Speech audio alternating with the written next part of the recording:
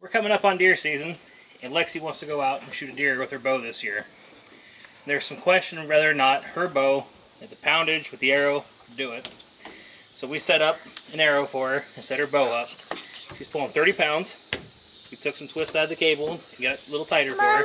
And she's running a 16 1/4 draw. So we looked around and we talked, and what we come up with is a pork rib and a watermelon is about the consistency of a body cavity and a rib cage of a deer. So we went and got it and brought it home and tested it.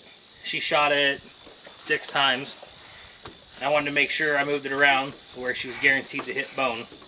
And we have pictures that we'll include with this too. But we couldn't really find a good answer or a good picture of what happens whenever you shoot it. So we're going to pull it apart and pull the rib apart and show the bones where they made contact, see if they went through all the way, or see if they stopped, or what happened to it. That's a flash. That was better. Mama, this picture. That is cool. That's All right. back on. Scarlett. Sorry. So she shot it a number of times, 6 or so, I believe. And we're going to find them all. I'm going to look at it, cut it apart, look at the bone, and make sure she went all the way through it. Something I didn't mention earlier, I guess, is that we did make the arrow the state minimum. In Iowa, it's 18 inches for arrow length. So, I'm going to find the bone, cut right next to it.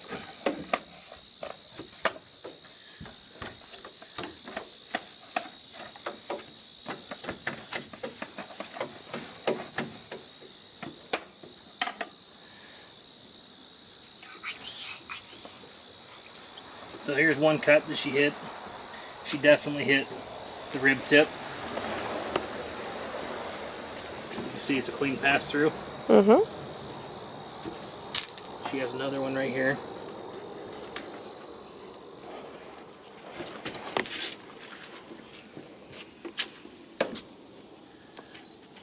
That you can see. Actually, she hit the thickest part of the rib right there. You can see where it used to attach, and that's the marrow inside. Clean pass through. All these arrows pass through. Whenever they hit, they kept traveling, went all the way through the watermelon. Okay, watch this. Here's another bone, another hard section. You can see it's a clear cut, clear pass through.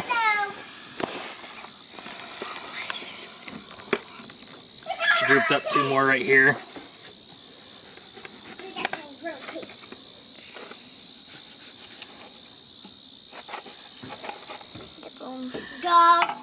And you can see this is the thin part.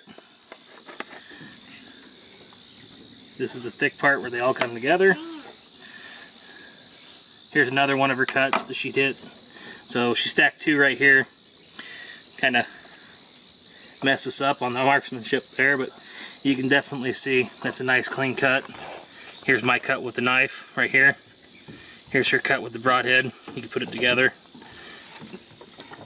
Another cut right here. Another section. Again, through all the gristle, the fat. Clean pass through of the rib. And she had another one up top here when she first started getting sighted. Besides that, I mean, you can see that thin, thick, fat, gristle, thick part, doesn't matter. These little arrows went right through it. So, I didn't take the bleeder out. I wanted to make sure that worst case scenario, if we didn't take the bleeder out, it would still pass through, and it did, without an issue whatsoever. We didn't have any bounce backs, we didn't have any misses, but we did have a bunch of kind of random patterns on the watermelon. But here's the equipment, just target victories, and she had Magnus Stinger and just a little Diamond Atomic. So 30 pounds will do it, no problem. 16 1/4 draw. Somebody's hunting this year.